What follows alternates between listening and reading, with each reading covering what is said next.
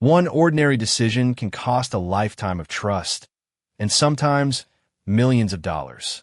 8 months after an ordinary Tuesday morning that should have ended with nothing more than the arrival of a city bus, a silent federal courtroom held its breath as the judge adjusted a pair of reading glasses and looked toward the defense table.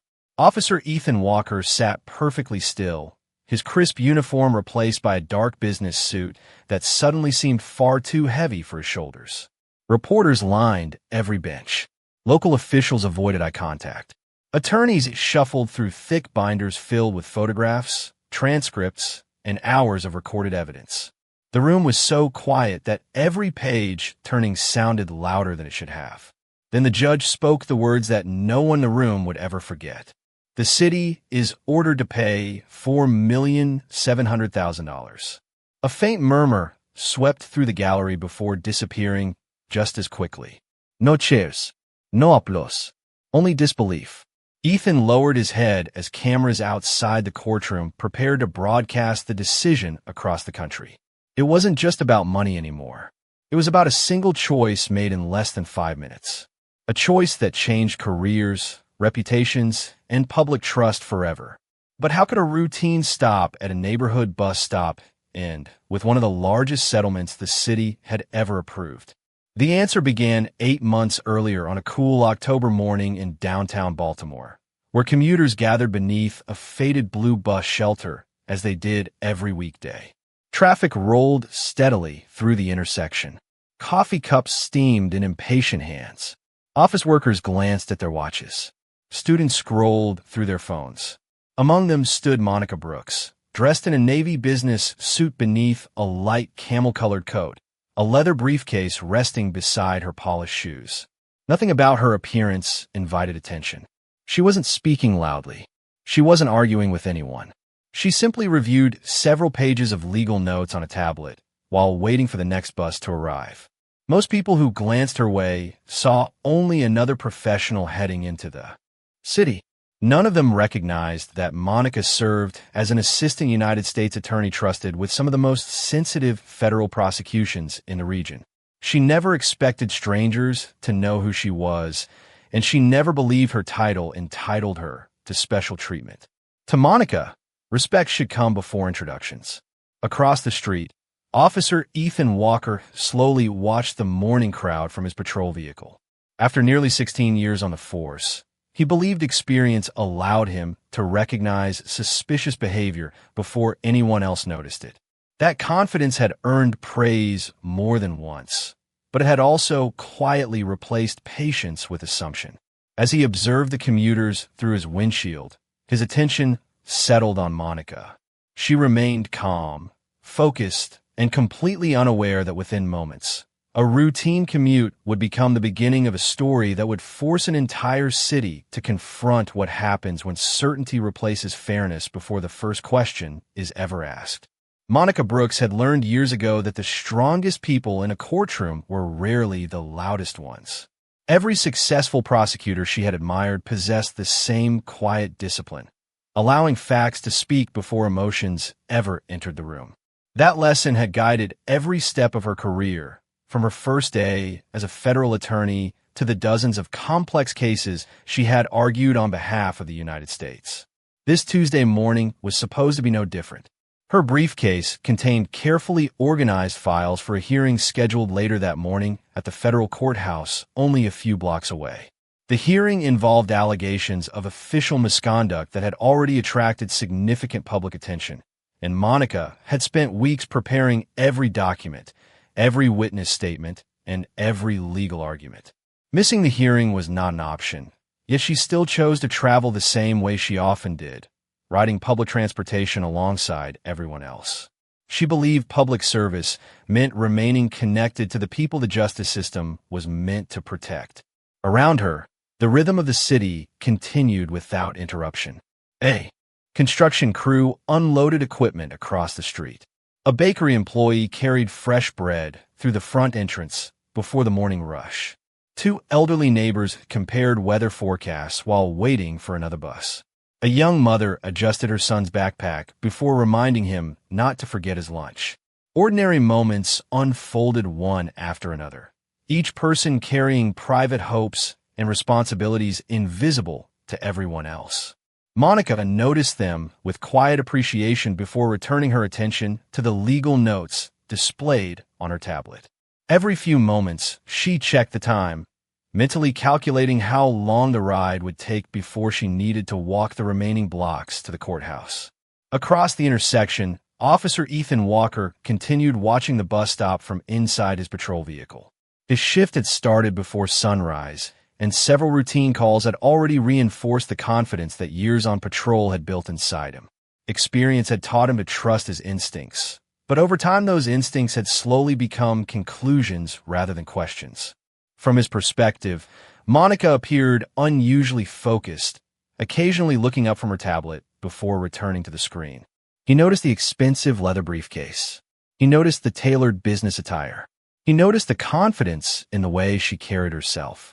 Instead of considering ordinary explanations, his mind quietly assembled a story that existed only inside his own assumptions. Without realizing it, he stopped observing behavior and started interpreting appearances.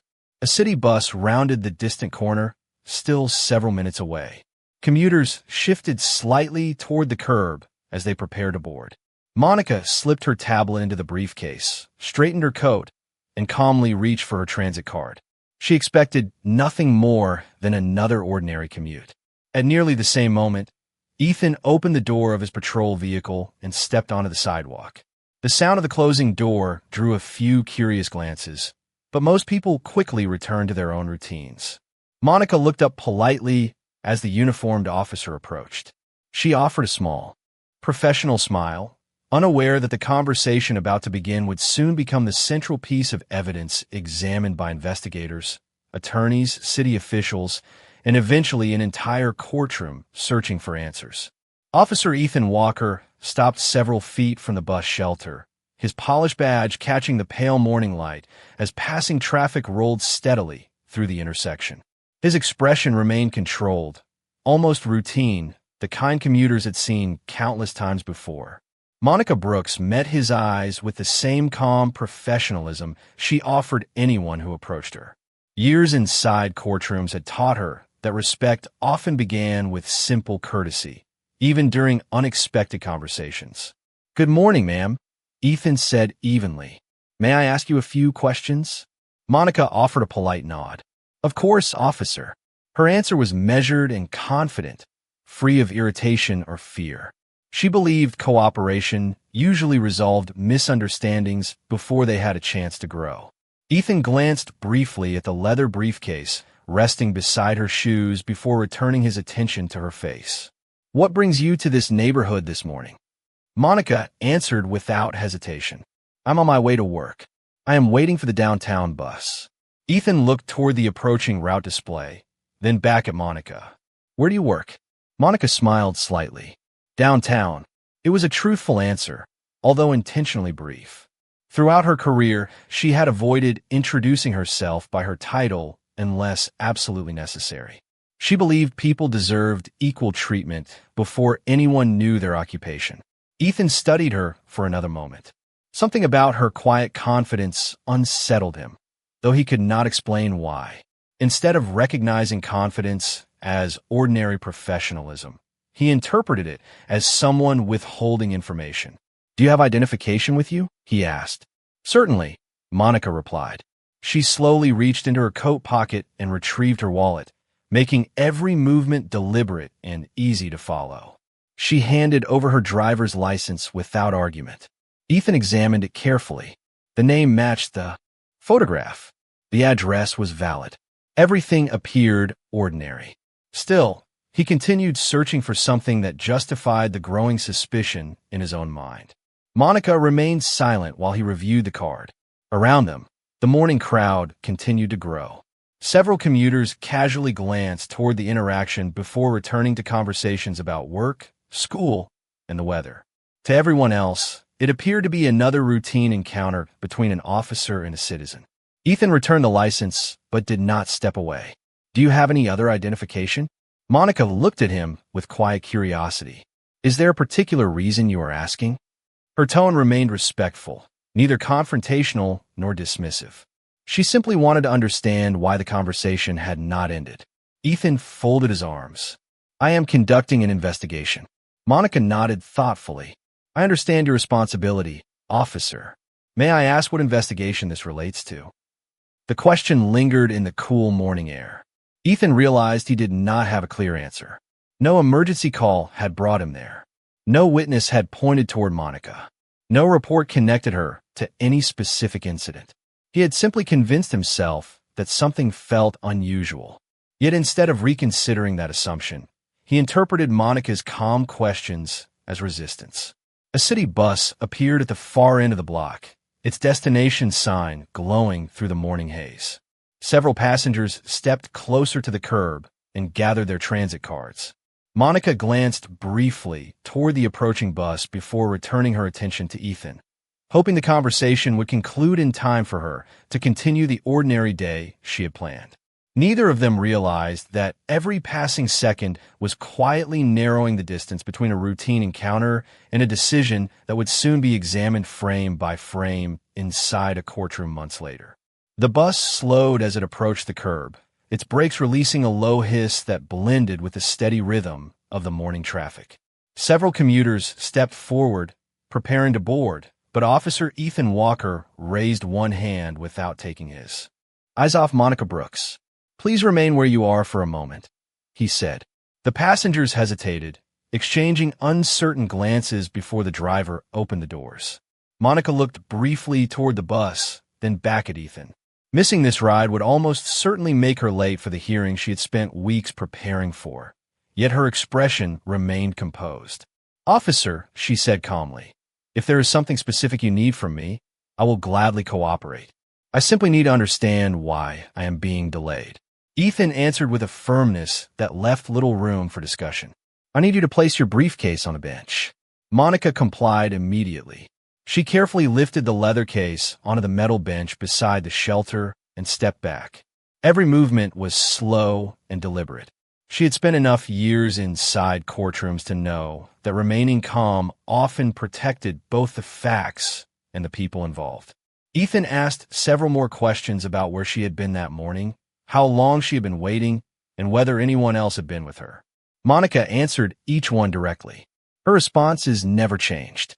They were consistent, respectful, and supported by the identification she had already provided. Yet instead of reducing Ethan's concern, her calm confidence seemed to deepen it. He had reached a conclusion first and was now searching for reasons to justify it. A middle-aged man, standing nearby, quietly looked from Monica to the officer before checking the arrival board again. A college student lowered her headphones, sensing that something unusual was unfolding. Another commuter discreetly raised a phone, not to interfere, but simply to document what appeared to be an increasingly tense public encounter. Monica noticed the growing attention, but refused to let embarrassment dictate her behavior. She folded her hands in front of her coat and spoke with the same steady voice. Officer, have I violated any law? Ethan paused for only a second before replying. At this moment, I am determining that. Monica nodded once. Then I will continue cooperating. The simplicity of her answer contrasted sharply with the uncertainty surrounding the encounter. Ethan requested that she remain at the bus stop while he verified additional information. Minutes passed. One bus departed without her. Then another route arrived and left. Her scheduled hearing moved closer with every passing moment. Monica briefly considered identifying herself by her official position. A single sentence could likely end the misunderstanding almost immediately. Instead, she chose not to. Throughout her career, she had believed that every citizen deserved fair treatment before titles entered the conversation. If respect depended entirely on status, then something far more important than one delayed commute had already been lost. Ethan reached for his radio and quietly requested additional assistance, still convinced that his instincts justified prolonging the encounter. Monica listened without interruption, her face calm even as valuable minutes slipped away. Around them, more people stopped to watch. Some whispered to one another. Others simply observed in silence. No one could have known that the ordinary bus shelter had quietly become the beginning of a case that would eventually force an entire city to examine the difference between reasonable caution and unsupported assumption. The second patrol unit arrived quietly and stopped several yards behind Ethan Walker's vehicle. A uniformed officer stepped out, glanced toward the growing crowd, then walked over with the cautious expression of someone who knew only fragments of the situation. Ethan spoke in a low voice, explaining that he wanted additional verification before allowing Monica Brooks to leave. His colleague listened carefully, occasionally looking toward Monica, who continued standing exactly where she had been asked to remain. She neither argued nor attempted to walk away. Her briefcase still rested on the bus stop bench beside a neatly folded umbrella, untouched since Ethan had instructed her to place it there. Across the street, another city bus rolled past without stopping because no one waiting there signaled to board. Monica watched it disappear around the corner, silently calculating the minutes slipping away before her scheduled hearing. Inside her coat pocket, her cell phone vibrated once, then again only moments later. She glanced at the screen, but made no effort to answer. The display showed calls from colleagues expecting her arrival at the federal courthouse. She gently silenced the phone and returned it to her pocket. She had no intention of creating the impression that she was ignoring the officer's instructions. Nearby, the young college student who had quietly begun recording earlier continued holding her phone at chest level. She captured the entire interaction without commentary, preserving not only the words being spoken, but also the long pauses between them. An elderly commuter, standing beside the bus shelter, shook his head almost imperceptibly. To him, the conversation seemed unusually prolonged, especially since the woman had remained courteous from the very beginning. Ethan requested another records check through his radio, hoping additional information would support the concern he still could not clearly explain. The dispatcher responded that Monica's identification appeared valid and that no warrants or alerts were associated with her name. The answer should have resolved the encounter. Instead, Ethan remained unconvinced, telling himself that experience sometimes revealed things databases could not. It was a belief built more on confidence than evidence.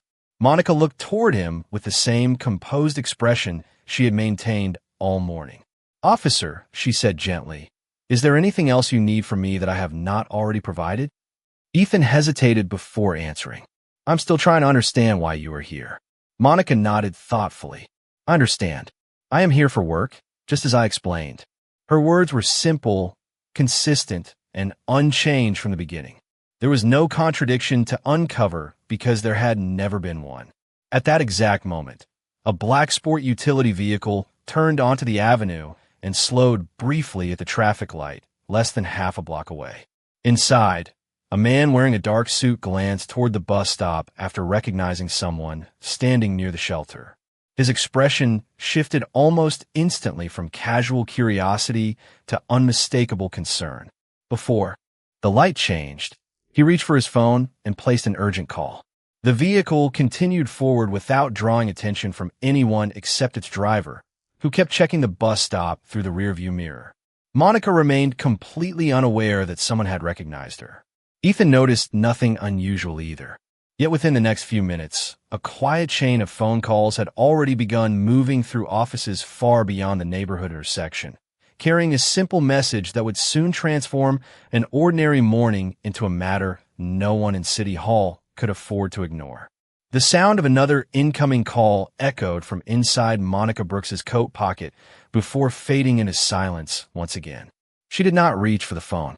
She remained exactly where she had been asked to stand, believing that cooperation mattered, even when circumstances felt increasingly unreasonable.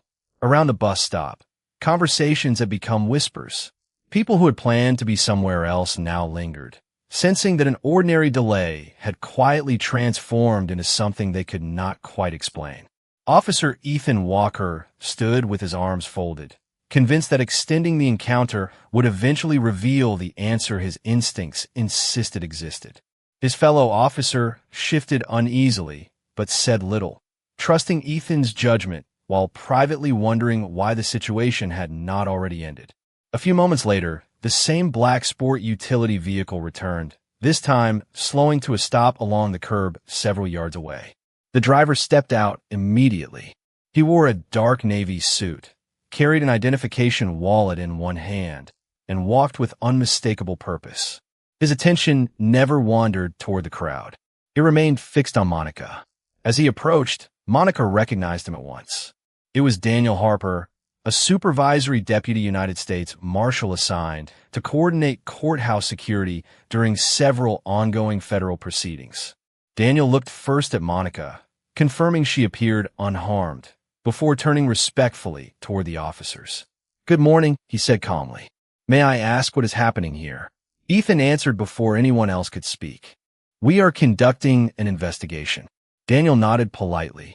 "May I ask what information has led to this investigation?" Ethan paused. The question sounded simple, yet the answer suddenly felt much more complicated than it had only minutes earlier. "We are verifying her identity," he replied. Daniel glanced toward Monica. "Has she provided identification?" "Yes." "Was it valid?" Ethan hesitated again. "Yes." Daniel remained composed. "Are there any warrants, alerts, or reports connected to her?" "No." The small crowd grew even quieter. Daniel slowly opened the leather identification wallet in his hand, displaying his federal credentials with practiced professionalism. Ethan studied the badge before looking back at Daniel with visible uncertainty. Daniel spoke clearly enough for everyone nearby to hear. "Officer, the woman standing before you is Assistant United States Attorney Monica Brooks. She is expected at the federal courthouse this morning for an official proceeding that cannot begin without her presence." The words settled over the intersection like complete silence after a passing storm. Ethan looked toward Monica as though seeing her for the first time. She did not smile. She did not criticize him. She simply met his eyes with the same calm expression she had maintained since the beginning of the encounter. Daniel continued speaking in the same measured tone. She never introduced herself because she believed she should be treated as any other citizen. She expected fairness before recognition. Several commuters quietly exchanged stunned looks. The student holding the phone never lowered the camera. Even the second officer appeared momentarily speechless. Ethan's confidence began giving way to realization as he replayed every question he had asked and every answer Monica had patiently given. Nothing about her story had changed because nothing about it had ever been untrue. Yet the morning was not over. Unknown to nearly everyone gathered there, every minute of the encounter had already been preserved by body camera recordings, public surveillance cameras, dispatch communications, and the quiet observations of ordinary witnesses whose memories would soon become part of a case that reached far beyond a single bus stop. Daniel Harper waited without raising his voice, giving the moment time to settle before speaking again. The authority in his words came not from volume, but from certainty. "Officer, we are not here to create a confrontation. We are here to make sure everyone leaves with the facts intact." Monica Brooks quietly picked up her briefcase from the bench, brushed a small trace of dust from the handle, and looked toward Ethan Walker. There was no anger in her expression, only disappointment that seemed heavier than any accusation. Ethan finally broke the silence. "Ma'am, I was trying to do my job." Monica nodded respectfully. "I believe every officer has a responsibility to protect the public. The question is whether that responsibility begins with evidence or with assumptions." Her answer was calm, measured, and impossible to dismiss. Daniel checked his watch before speaking in his phone. "Please notify the courthouse that Assistant United States Attorney Brooks is safe. She will arrive as soon as possible." A brief reply came through the speaker confirming the message had been received. The second patrol officer quietly stepped back, recognizing that the situation had fundamentally changed. Around the bus stop, several commuters slowly began walking away, but not before exchanging thoughtful glances. None of them had witnessed shouting. None of them had witnessed chaos. Instead, they had watched something far more unsettling. They had watched an ordinary citizen answer every question respectfully while still being delayed without any clear factual basis. The college student who had been recording lowered her phone for the first time and saved the video without saying a word. She had originally intended to capture only a few moments before boarding her bus. Instead, she had documented nearly the entire encounter from beginning to end. Across the intersection, security cameras continued recording every passing second, just as they had since sunrise. Body camera footage had captured every conversation. Dispatch logs preserved every radio transmission with precise timestamps. Even a bus arrival schedule quietly documented how long Monica had remained at the stop after missing multiple opportunities to continue her commute. None of those records carried opinions. They simply preserved facts. Monica turned toward Daniel. "Thank you for coming." Daniel offered a respectful nod. "Someone recognized you while driving past." The calls moved quickly after that. Monica smiled faintly. "I wish they had not needed to." Those few words carried more weight than anyone expected. Ethan listened carefully, realizing she was not grateful because her position had been recognized. She regretted that recognition had become necessary at all. If no one had known her title, the morning might have ended very differently. That thought lingered in the cool autumn air long after it was spoken. Before leaving, Monica looked back at Ethan one final time. "Officer Walker, I hope the next person who stands where I stood receives the same patience that every citizen deserves, whether anyone recognizes their name or not." Ethan could not find an immediate response. The confidence that had guided him only an hour earlier had given way to quiet reflection.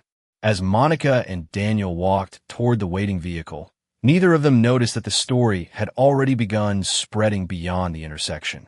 Witnesses shared what they had seen. Surveillance footage was quietly secured. Official reports were requested. Without filing a lawsuit or making a public statement that morning, Monica had already ensured that the truth would be preserved exactly as it happened, leaving the evidence itself to answer the questions that emotions never could. Over the following weeks, the quiet encounter at the neighborhood bus stop became the subject of careful review inside offices far removed from the morning commute where it had begun. Monica Brooks never called a press conference. She never appeared on television to tell her side of the story. Instead, she did what she had always believed the justice system required. She allowed the evidence to speak before anyone else did. Every available recording was collected and preserved. Body camera footage documented each question and every answer exactly as they had been spoken. Dispatch records established the timeline down to the second. Traffic cameras confirmed how long she had remained at the bus stop after multiple buses had arrived and departed. Witness statements from ordinary commuters matched one another with remarkable consistency. They described a woman who remained respectful from beginning to end, and an encounter that continued long after there appeared to be any factual reason for doing so. As investigators compared each source of information, a clear picture gradually emerged. There were no conflicting stories to untangle. There were no missing pieces that changed the sequence of events. The evidence aligned with unusual precision, creating a record that relied on documented facts rather than personal opinion. Officer Ethan Walker was interviewed several times during the administrative review. He answered every question, explaining that he believed he had acted according to his instincts and experience. Yet every explanation eventually returned to the same difficult question. What objective facts had justified extending the encounter after Monica's identification had been verified and no warrants, alerts, or reports had been found? The answer never became clearer despite hours of review. The investigation was never about whether officers should ask questions. It focused on whether those questions remained supported by observable facts as the encounter continued. Meanwhile, the recording captured by the college student quietly found its way to legal representatives and eventually to local journalists. The video spread across community organizations and civic meetings, prompting thoughtful conversations about fairness, discretion, and public trust. Many viewers remarked that what stood out most was not raised voices or dramatic confrontation. It was Monica's unwavering composure. She had never demanded special treatment. She had never identified herself by title until someone else recognized her. Her calm conduct became one of the strongest pieces of evidence because it remained consistent with every independent recording. Behind closed doors, city attorneys began evaluating the growing legal exposure. The combination of official recordings, witness testimony, and documented timelines presented significant challenges that could not be ignored. Policy advisors also recognized a broader issue extending beyond one officer or one morning. They recommended reviewing training procedures related to investigative stops, emphasizing that professional judgment must remain anchored to articulable facts rather than assumptions. Months passed as both sides prepared for formal legal proceedings, but the underlying record remained unchanged. Every new review led investigators back to the same conclusion already preserved on cameras before anyone realized the significance of that ordinary Tuesday morning. Long before the courtroom filled with reporters and officials, the outcome had quietly begun taking shape inside hours of uninterrupted recordings and carefully documented evidence. By the time the case finally reached the judge, the most persuasive witness would not be a headline, a speech, or a title. It would be the simple, unedited truth preserved one ordinary minute at a time. When a judge finished reading the decision, no one inside the courtroom celebrated. The room remained remarkably still, as though everyone understood that the outcome represented far more than a financial settlement. $4,700,000 would appear in headlines across the country, but the number itself was never the true story. The real story was how an ordinary morning at a neighborhood bus stop had exposed the lasting consequences of allowing assumptions to replace evidence. Officer Ethan Walker remained seated for several quiet moments after the hearing concluded. Months of investigations, interviews, legal filings, and courtroom testimony had finally reached their conclusion. Every recording had been reviewed. Every timeline had been examined. Every witness had contributed another piece to the same consistent picture. There had been no hidden conspiracy, no dramatic revelation discovered at the last minute. The truth had been present from the very beginning, patiently waiting inside the facts. Across the courtroom, Monica Brooks gathered her folders with the same calm professionalism she had displayed on the morning everything began. She exchanged a few quiet words with her legal team before walking toward the exit. Reporters immediately called out her name, hoping for a memorable statement that would dominate the evening news. Monica paused for only a moment before turning toward the microphones. Her expression remained thoughtful rather than triumphant. This case was never about proving that one person mattered more than another, she said. It was about reminding all of us that fairness cannot depend on recognition, profession, or appearance. Every person deserves to be treated with dignity before anyone knows their title. She offered no further comment and quietly continued down the courthouse steps. Her words spread just as quickly as the settlement itself because they reflected something larger than a legal victory.